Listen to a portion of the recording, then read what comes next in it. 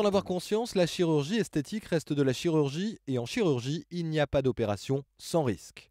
Toutefois, rassurez-vous, aujourd'hui la chirurgie esthétique est bien encadrée et on compte peu d'opérations ratées. Certaines restent toutefois plus délicates que d'autres. Une plastie abdominale, par exemple, sera une opération un peu plus lourde qu'une lipoaspiration simple.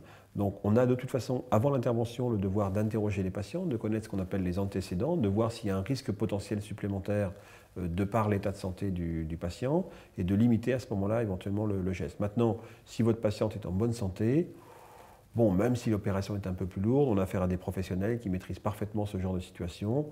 Donc théoriquement, il n'y a pas de souci à attendre.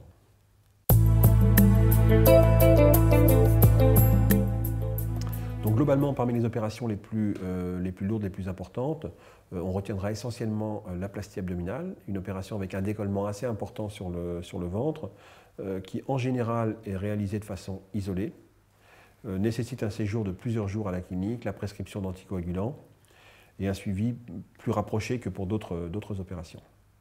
Après la plastie abdominale, l'opération la plus lourde est la réduction mammaire. Sachez également que multiplier les rhinoplasties accroît le risque lié à cette opération.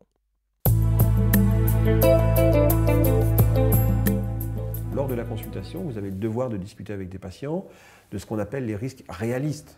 Un hématome, effectivement, après une intervention, ça fait partie d'un risque que le patient peut connaître. Éventuellement, une nécrose cutanée chez un patient qui va être un fumeur. Des risques de surinfection sur quelques opérations. Voilà, sont les informations courantes passées lors de la consultation. Alors la chose la plus importante certainement pour limiter les risques, c'est de bien discuter avec son chirurgien et de surtout rien lui cacher. De ne pas cacher la prise de contraceptifs, de ne pas cacher un tabagisme, de bien respecter toutes les consignes qu'on va leur donner. En général, elles ne sont pas nombreuses, mais malgré tout, il faut bien les respecter. Évidemment, d'arriver à jeun pour une intervention, etc. Et à partir de là, il n'y a pas de raison que l'intervention se passe mal.